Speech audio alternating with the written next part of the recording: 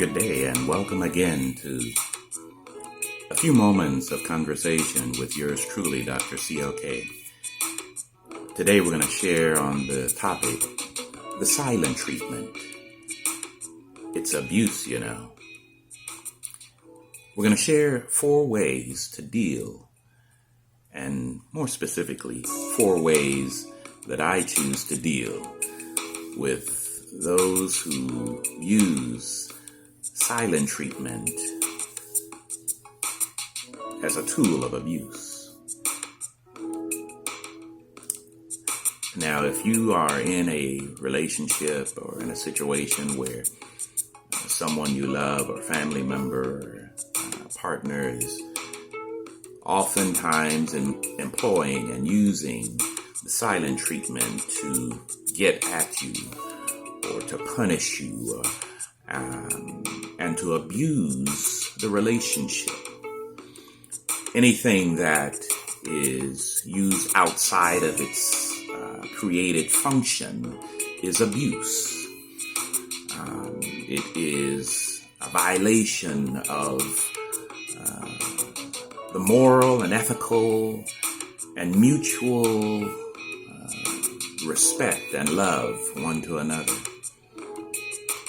When we use silent treatment to abuse a loved one or a family member, spouse or partner, it will always lead to more dysfunction and can also lead to increased physical abuse itself.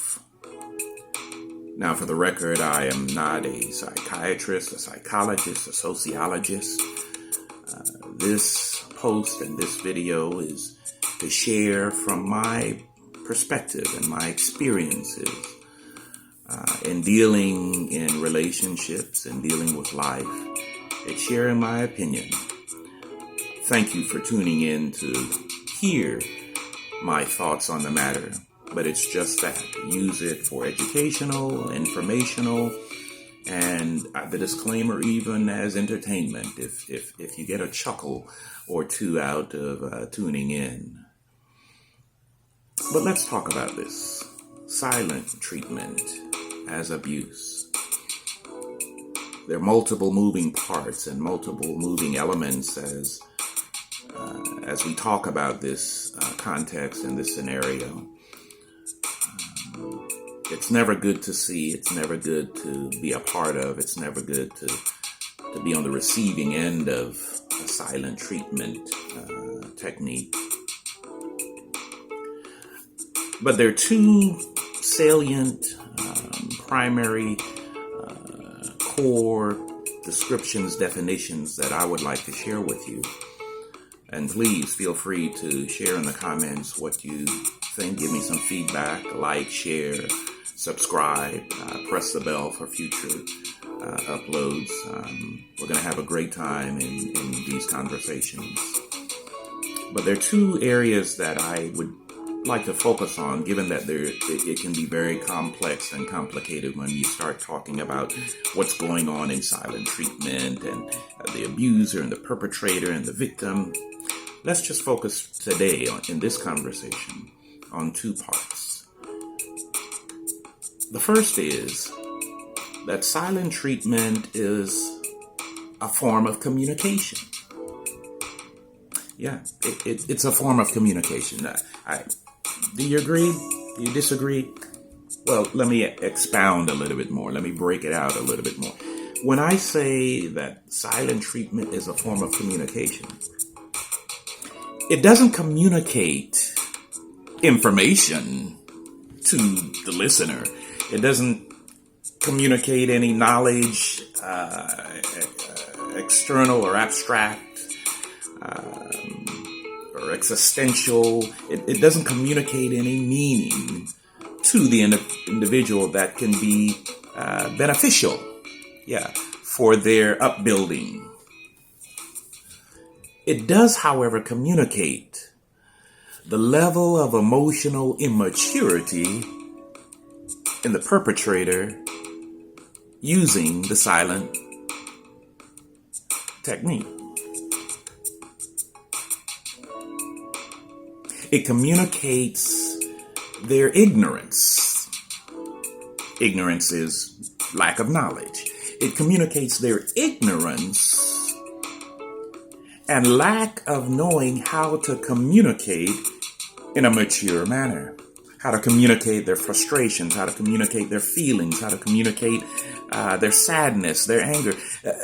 When they have learned through observation that the only way to communicate is to utilize and employ the silent treatment.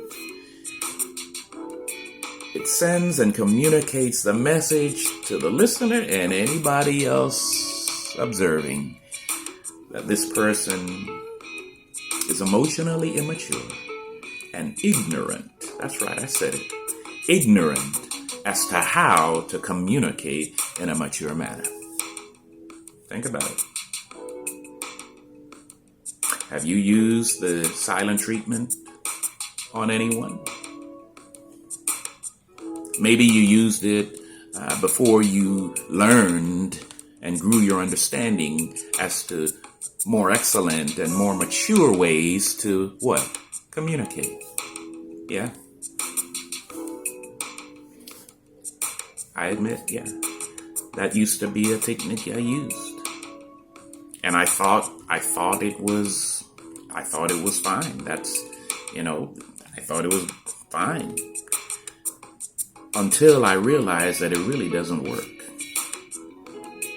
It really doesn't work for building up and for growing and for healthy relationships. It doesn't work. So why do people use it?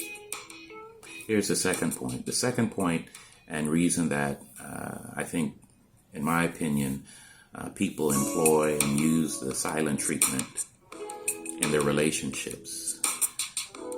It's to use it as a tool to abuse others. So one, it is a form of communication that communicates and reveals really the insecurity and the inadequacy and the ignorance in the speaker. But it is also a tool that is used by perpetrators, abusers, intentionally to intimidate and to punish and to abuse family and loved ones. They use it as a tool. Why is that? Let's look at a bit of let's describe when you think of someone using a silent treatment as abuse, who comes to mind? Do you come to mind? If so, this is not a condemnation of you. This is not a condemnation of them. This is simply yours truly, DR.CLK, imparting into you some relevant information that you might be able to live your life fully, authentically, and in true.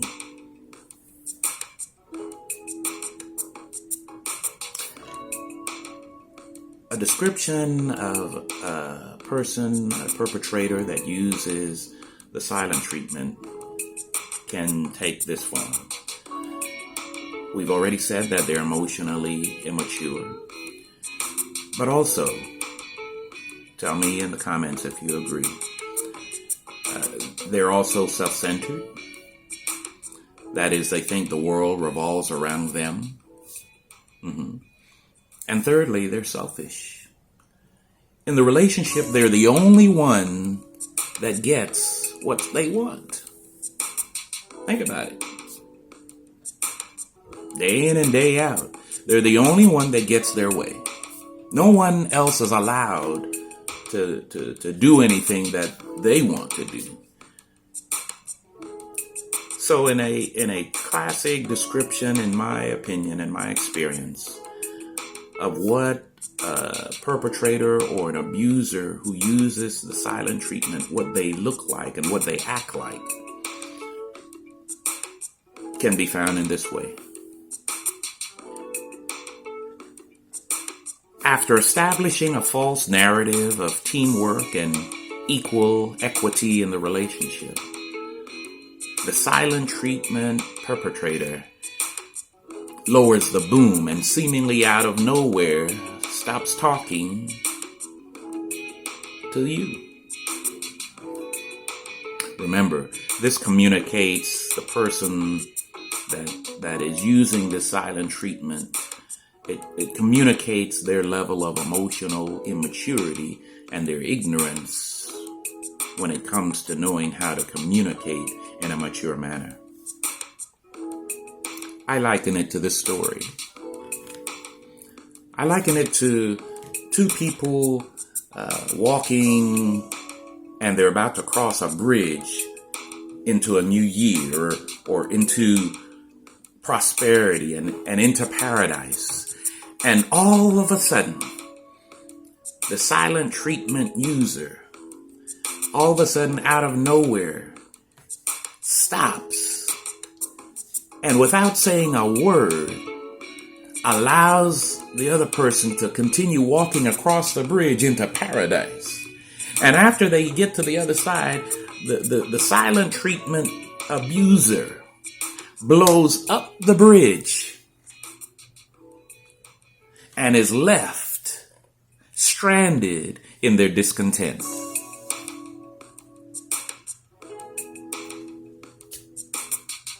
Is that a good visual imagery for you to associate and get a deeper understanding of what we're talking about when we say silent treatment is abuse that does not lead to healthy relationships? I hope you're understanding what I'm saying. We're about to close because I don't want to go too long on this point. But I thought it important to upload this video and have this conversation with you. And we're just talking, sharing my experiences and my thoughts on the matter of silent treatment as abuse. Here are 3 ways that I deal with those who attempt to use silent treatment on me. And hopefully you can glean and take from this some bit of knowledge and maybe some options as to what you can use in your own life when you run across persons using the silent treatment. First is, realize it is they who are emotionally immature. It is they that are ignorant of mature ways to communicate. Number 2, let them alone. That's how I've come in my young age. I've come to conclude to deal with folk that use silent treatment. Let them alone in their silence. Do not disturb. Let them alone. A friend of mine once shared with me, you know what? Sometimes you have to love them, but that doesn't mean you have to live with them. Let them alone. They want to be silent in their ignorance and in their immaturity and their pettiness. Let them alone. Love them. You don't have to live with them. Yeah. So the third and final way that I deal with and have dealt with folk that try to employ and use silent treatment in a way of punishing or abusing me. Let me just say as a disclaimer, they can try. There's a scripture that said, "No weapon formed against you shall prosper." Well, that doesn't mean that the weapon won't be formed. It just means it won't prosper. It won't have any success in your life as a believer. Well, they can try to use the silent treatment, but it won't benefit. It won't come to fruition, because the third and final way that I deal with it Well, how should I put it? Well, for me, let's put it this way. It's a new year at the time of this recording. Yeah. It's a new season. It's a new day. I choose not to engage and not to deal with folk that don't know how to communicate maturely. My kids are grown. And if they still want to act like a 1-year or 2-year-old in communication with me, well, I'm going to wonder why. I use that example because I know they're mature and they understand, I hope. You know, I don't live with them in their relationships, but I certainly hope and pray that they are using mature ways to communicate with their spouse and with their partners. I hope you have gleaned something and gained something from this moment in conversation with yours truly, DR.CLK. Please subscribe, like, and share with your family, friends, and acquaintances. Show your support in that way.